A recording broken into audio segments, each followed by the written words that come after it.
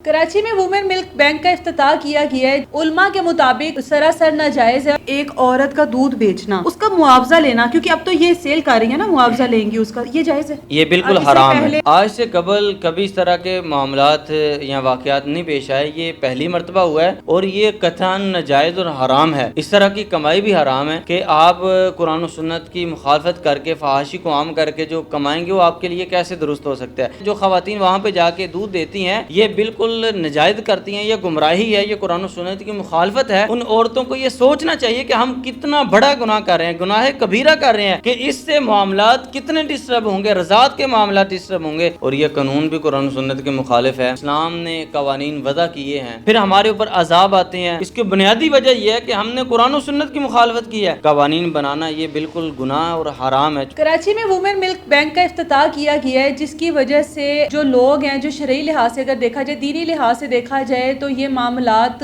उलमा के मुताबिक सरासर नाजायज़ है और दीन में इसकी किसी किस्म की कोई गुंजाइश नहीं निकलती है। अब इस पूरे मामले में उलमा से कोई मदद नहीं ली गई, कोई मशवरा नहीं लिया गया कि अगर हम लोग ये काम करने लगे हैं तो क्या शरई लिहाज से इसमें कोई गुंजाइश निकलती है, क्योंकि ये एक माँ के दूध का मामला है कि जिसमें अगर वो किसी और के बच्चे को दूध पिलाती है तो रज़ाई बहन भाई का मामला आ जाता है, जिनमें निकाह जायज़ नहीं होता। अब कौन सी माँ का दूध कौन सा बच्चा पी रहा है, कितनी बार पी रहा है, इस चीज़ का किसी को पता ही नहीं लगेगा और आपस में कौन कौन एक दूसरे का रज़ाई बहन भाई बन जाएगा और कल को अगर उनमें निकाह होते हैं तो वो सरासर नाजायज़ होंगे। ये मामला बड़ी दूर तक जाने वाले हैं। कारी साहब हमारे साथ मौजूद हैं, दीन में इसकी कितनी गुंजाइश है, कारी साहब से पूछते हैं। अस्सलाम वालेकुम। वालेकुम सलाम।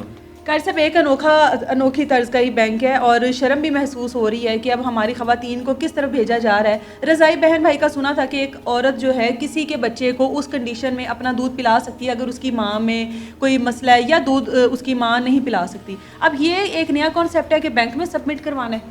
बिस्मिल्लाहिर्रहमानिर्रहीम। मैं ये समझता हूँ कि ये जो कानून बना है, जो बैंक बना है, ये बिल्कुल कुरान और सुन्नत के मुखालिफ है और यह कानून भी कुरान और सुन्नत के मुखालिफ है।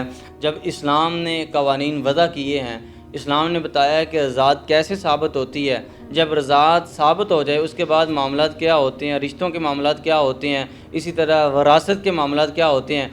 तो जब इस्लाम ने मामलात को वाज़े कर दी है, उसके बाद हम जब अपनी तरफ से कानून बनाएंगे जो कुरान और सुन्नत के मुखालिफ होंगे तो फिर गुमराही भी होगी। अल्लाह ताला फरमाते हैं ज़हरल फ़सादु फ़िल बर्रि वल बहरि बिमा कसबत अयदीन नास। लोगों, दुनिया में जो तुम्हारे ऊपर आजमाइशें आती हैं, मुसीबतें आती हैं, ये तुम्हारे हाथों की कमाई है। फिर हमारे ऊपर अजाब आते हैं, फिर हमारे ऊपर मुसीबतें आती हैं, टेंशनें आती हैं।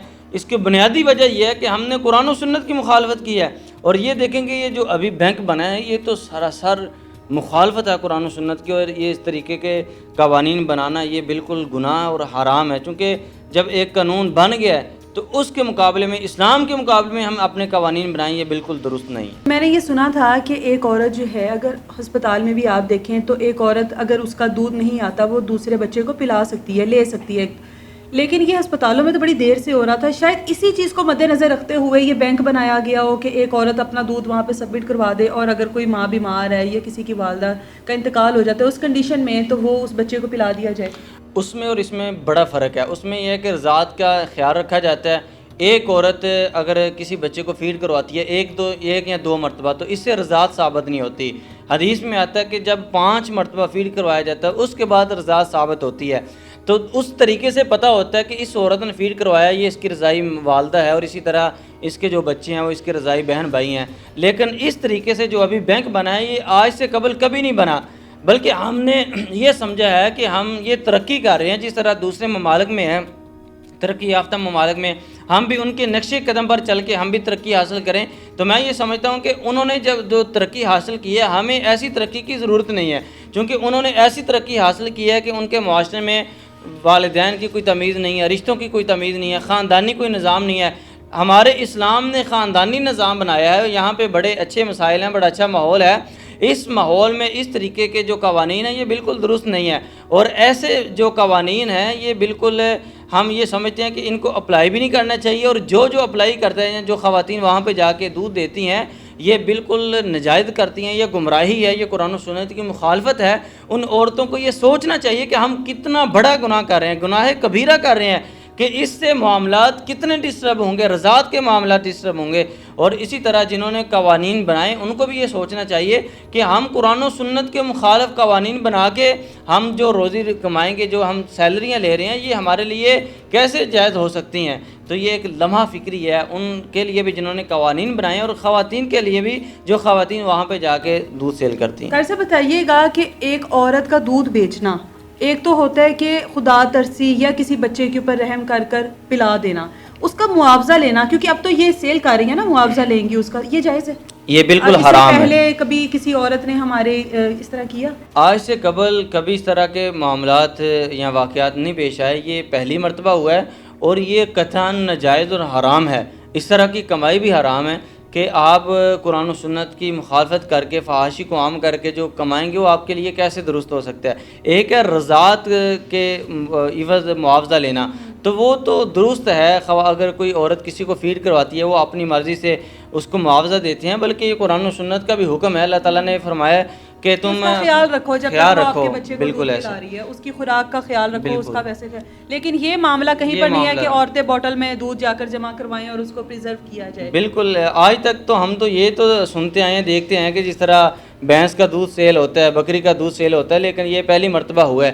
تو یہ ملک پاکستان کے حکمرانوں کے بھی لیے بھی لمحہ فکری ہے, بلکہ میں یہ سمجھتا ہوں کہ لمحہ فکری کیا ہوگا, ان کی نگرانی میں یہ سارے قوانین بن رہے ہیں, تو ان کو بھی خیال کرنا چاہیے کہ ایسا کوئی قانون نہ بنائیں جو اسلام کے مخالف ہو, جو قرآن کے مخالف ہو. اس ملک پاکستان کے لیے لوگوں نے اپنی جانیں قربان کی ہیں, علماء نے اپنا خون دیا ہے, آپ اس کی بے حرمتی نہ کریں. اور جنہوں نے پاکستان کے لیے اپنی جانوں کو ضائع کیا ہے, شہید ہوئے ہیں, آپ ان کے لہو کا تو خیال کریں. انہوں نے سوچا ہوگا کہ ہم ملک پاکستان میں امن سے رہیں گے, ہم اسلام کے مطابق زندگی بسر کریں گے, لیکن آج اسی ملک میں نئے نئے قوانین بنائے جا رہے ہیں جو اسلام کے مخالف ہیں. آپ کو کیا لگتا ہے اس طرح کا کوئی بھی قانون بنانے سے پہلے علماء کو کم از کم علماء کو اعتماد میں لینا چاہیے اور ان سے مشورہ ضرور کرنا چاہیے کہ شرعی لحاظ سے اس چیز کی کتنی گنجائش ہے؟ میں یہ سمجھتا ہوں کہ جو کمیٹیاں بنائی گئی ہیں, ان کمیٹیوں میں علماء کو شامل کرنا چاہیے, پھر علماء سے رہنمائی لینی چاہیے.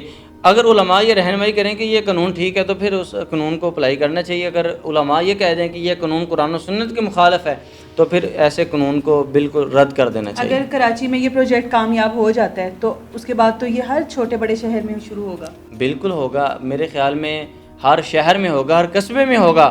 تو اگر اس کو یہیں پہ روک دیا جائے تو یہ زیادہ بہتر ہے. حکمرانوں سے بھی ہم مطالبہ کرتے ہیں کہ آپ اس پر پورا ایکشن لیں اور جلد ایکشن لیں. اس کو فی الفور بند کر دینا چاہیے تاکہ لوگ جو ہے نا زیادہ متنفر نہ ہوں, اور اسی طرح جو زیادہ معاملات ہیں علماء زیادہ احتجاج نہ کریں, اور اسی طرح لوگوں میں فحاشی عام نہ ہو, تو اس کو فی الفور بند کر دینا چاہیے. اس سے پہلے کہ یہ کاروبار بنے, اس فیصلے پر, اس بینک پر ایک دفعہ دوبارہ سے نظر ثانی ہونی چاہیے. اجازت ہے مجھے, اللہ حافظ.